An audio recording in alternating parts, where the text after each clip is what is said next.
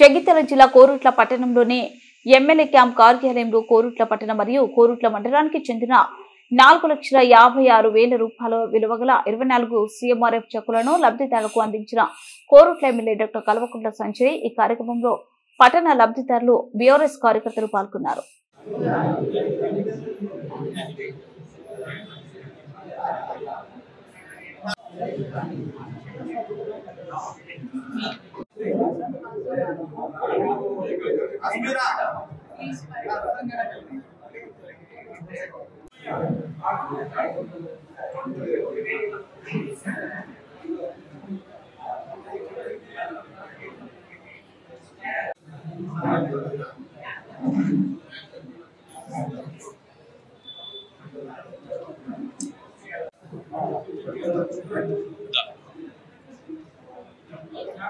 వ్యాపారం అంతా తగ్గిపోయింది సార్.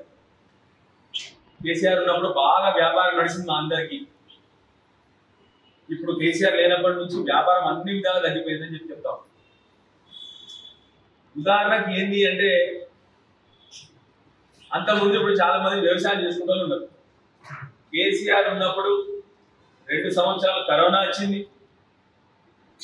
నోటుబందీ అయింది. కరోనా వచ్చినప్పుడు ప్రభుత్వంకి ఆదాయం లేకుండా సున్నా, అందరం ఇళ్ళలో ఉన్నాం కదా, ప్రభుత్వంకి ఆదాయం లేకుండా. ఆ టైంలో కూడా కేసీఆర్ గారు ఏ ఒక్కసారి కూడా రైతు బంధు ఆపిందా సార్? ఎప్పుడన్నా రైతు బంధు ఆపలేదు. ఎవరికైనా జీతాలు ఇచ్చినో లేదో కానీ అప్పుడు ఎమ్మెల్యేలకు ఎంపీలకు జీతాలు బంద్ చేసింది సార్. ఎమ్మెల్యేలకు జీతాలు ఇవ్వదని చెప్పింది సార్. గవర్నమెంట్ ప్రభుత్వ ఉద్యోగులకు కూడా జీతాలు ఇవ్వదని చెప్పినప్పుడు. కానీ రైతులకు మాత్రం రైతు బంధు ఆగొద్దు, తొందరగా మీ బ్యాంకులో డబ్బులు పడేయాలి. అట్లనే ఆ 2 సంవత్సరాలు ఆదాయం లేకపోయినా కూడా